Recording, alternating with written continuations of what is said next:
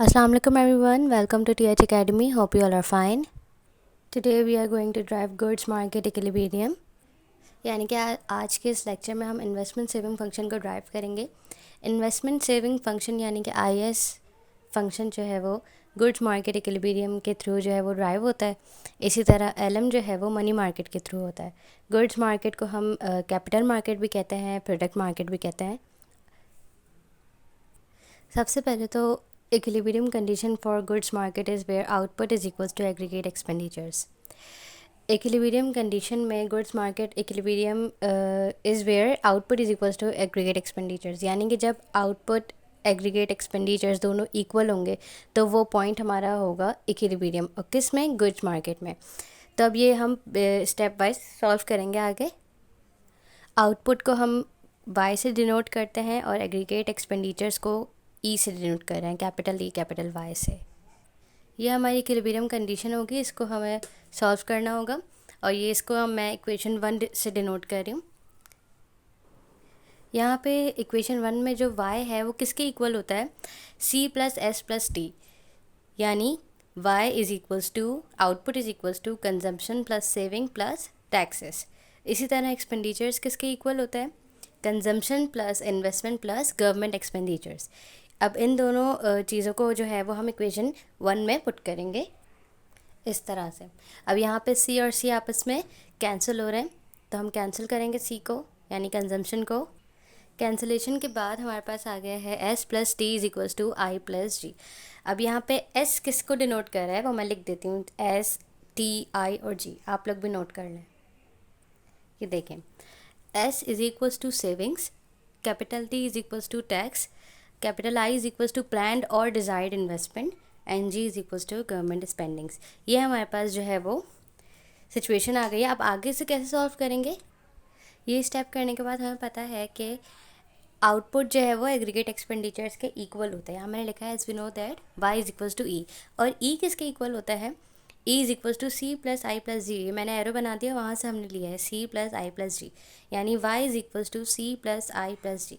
यहाँ तक सॉल्व करने के बाद हम सारे कंजम्पशन, इन्वेस्टमेंट और गवर्नमेंट एक्सपेंडिचर्स की वैल्यू निकालेंगे, इसमें पुट करेंगे और फाइंड आउट करेंगे.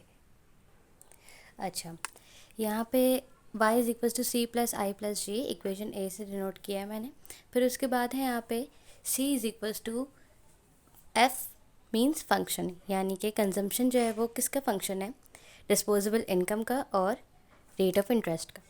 कंजम्पशन जो है वो डिस्पोजेबल इनकम से पॉजिटिवली रिलेटेड है, ठीक है, और रेट ऑफ इंटरेस्ट से नेगेटिव रिलेशन है इसका.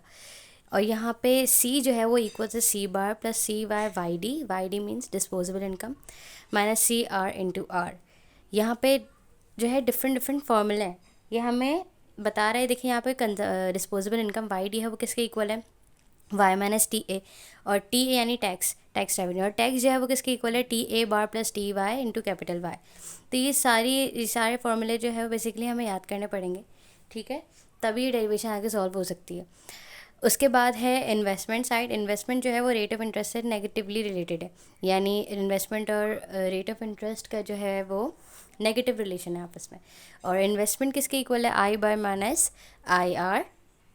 और गवर्नमेंट स्पेंडिंग जो है वो जी बार के इक्वल है. यहाँ पे गवर्नमेंट स्पेंडिंग जो है वो एक्सोजेनस वेरिएबल है.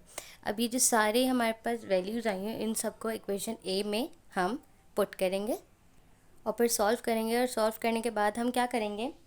इन्वेस्टमेंट सेविंग का स्लोप यानी कि अल्फ़ा आई एस और इंटरसेप्ट फंक्शन निकालेंगे. यानी स्लोप और इंटरसेप्ट हम इस डेरिवेशन के थ्रू हम गुड्स मार्केट इक्विलिब्रियम के थ्रू हम फाइंड आउट करेंगे. इस तरह से मैंने कुछ नहीं किया, बस जो हमारे पास कंजम्पशन, इन्वेस्टमेंट और गवर्नमेंट स्पेंडिंग की जो वैल्यूज़ हैं, फॉर्मूला है जो बेसिकली, उसको हमने जो है वो इक्वेशन ए में सब्सिट्यूट किया है. तो वो करने के बाद हमारे पास ये आ गया सी बार ब्रैकेट करके. अच्छा, ब्रैकेट लगाना ज़रूरी है. अगर ब्रैकेट नहीं लगाएंगे ना तो फिर सारा मिक्स हो जाएगा. तो ब्रैकेट लगाएं ताकि फिर आगे जो हम सॉल्व करेंगे फिर माइनस और प्लस के साइन जो आएगी ना उससे थोड़ा प्रॉब्लम हो सकता है अगर ब्रैकेट ना लगाएं. तो ब्रैकेट लगा के फिर हमने जो है वो सब्सिट्यूट कर दिया इक्वेशन नंबर ए में सारी वैल्यूज़. आगे सॉल्व करेंगे.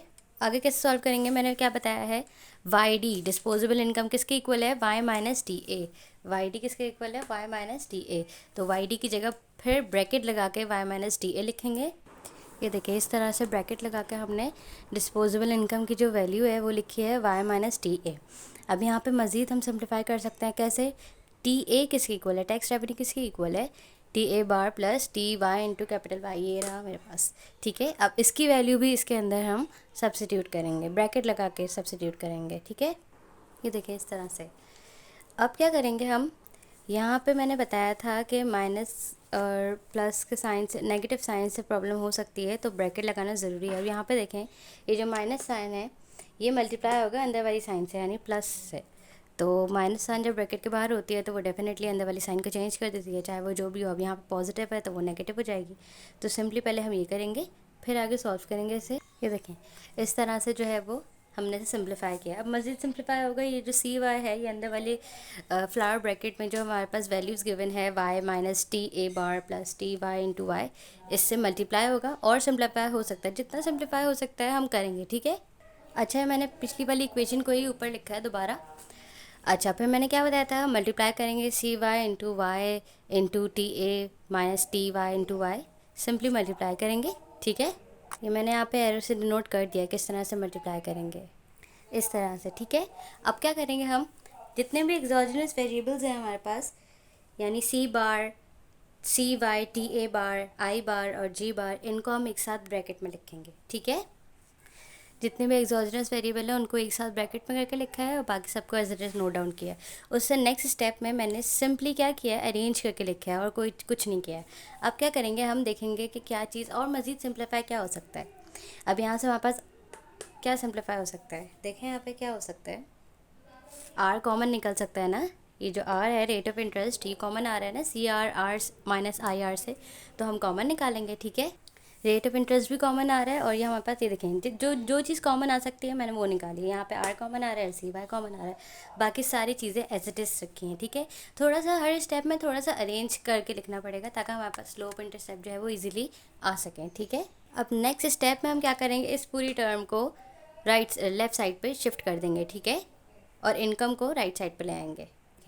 शिफ्ट करने के बाद C R plus I R को हम जो है वो डिवाइड करेंगे इस वाली टर्म से और इस वाली टर्म से, फिर इसके बाद हमारे पास स्लोप और इंटरसेप्ट आ जाएंगे। कैसे करेंगे ये हमारे पास फाइनल जो है वो वैल्यूज़ आ गई हैं। अब यहाँ से हमारे पास क्या आ रहा है, हमारे पास स्लोप भी आ रहा है और इंटरसेप्ट भी आ रहा है। सही है, इंटरसेप्ट ये वाली टर्म है और स्लोप जो है वो ये वाली टर्म है। इंटरसेप्ट को हम अल्फ़ा से रिप्रेजेंट करते हैं, ठीक है, और स्लोप को हम बीटा से रिप्रेजेंट करते हैं, इस तरह से। तो यहाँ पे r is equal to alpha I S plus beta I S into Y. I S alpha I S जो है वो मैंने यहाँ पे लिखा है ग्रीन पेन से, लेकिन वो शायद थोड़ा लाइट हो गया है, मैं बता देती हूँ क्या है। Alpha I is equals to bracket C bar plus I bar plus G bar minus C Y into T A bar upon C R plus I R, और बीटा आई एस जो है हमारे पास क्या है, bracket 1 minus C Y into 1 minus T Y bracket close divided by C R plus I R into Y. ठीक है, तो ये थी हमारे पास derivation of goods market equilibrium, यानी कि आई एस फंक्शन को हमने वो जो ड्राइव किया है वो किसके थ्रू किया है, गुड्स मार्केट इक्विलिब्रियम। और मैंने क्या बताया था, गुड्स मार्केट, कैपिटल मार्केट और प्रोडक्ट मार्केट, ये तीनों एक ही मार्केट है, नेम्स डिफरेंट है। इन तीनों मार्केट से हम जो भी ड्राइव करते हैं वो I S investment saving side से रिलेटेड है। ठीक है, और मनी मार्केट जो है वो LM से रिलेटेड है। ठीक है, तो ये हमारे पास आ गया है slope intercept function of investment saving function. ठीक है, तो ये था आज का हमारा लेक्चर। ये बहुत इंपॉर्टेंट लेक्चर होता है, ये बहुत इंपॉर्टेंट टॉपिक है बेसिकली, क्योंकि ये अक्सर क्वेश्चन पेपर में क्वेश्चन आता है ये। ठीक है, दो तरीके हैं एक तो ड्राइव करने के, एक तो मैथमेटिकल डेरिवेशन होती है, इसी तरह से ग्राफिकल डेरिवेशन भी होती है। समटाइम्स पेपर में आ जाता है कि ग्राफिकल मेथड से सॉल्व करना है, ड्राइव करना है गुड्स मार्केट इक्विलिब्रियम को, और समटाइम्स ऐसा होता है कि मैथमेटिकल वे में करना है। तो यहाँ पे तो मैंने मैथमेटिकल डेरिवेशन की है, नेक्स्ट वीडियो में इंशाल्लाह मैं जो सॉल्व करवाऊँगी वो होगी ग्राफिकल डेरिवेशन, इसी की होगी, गुड्स मार्केट की होगी, लेकिन वो ग्राफ से हम जो है वो डिराइव करेंगे। कोई चीज़ ना समझ आई हो तो कमेंट सेक्शन में मुझसे पूछिएगा, और मेरी वीडियो अगर अच्छी लगी हो तो इसे लाइक शेयर सब्सक्राइब कीजिएगा और बेल आइकन को ज़रूर प्रेस कीजिएगा ताकि लेटेस्ट वीडियो के नोटिफिकेशन आप लोगों को मिलता रहे। TH एकेडमी को सब्सक्राइब ज़रूर कीजिएगा। ठीक है, नेक्स्ट वीडियो में आप लोगों से मुलाकात होगी इंशाल्लाह। अपना बहुत सारा ख्याल रखिएगा। अल्लाह हाफ़िज़।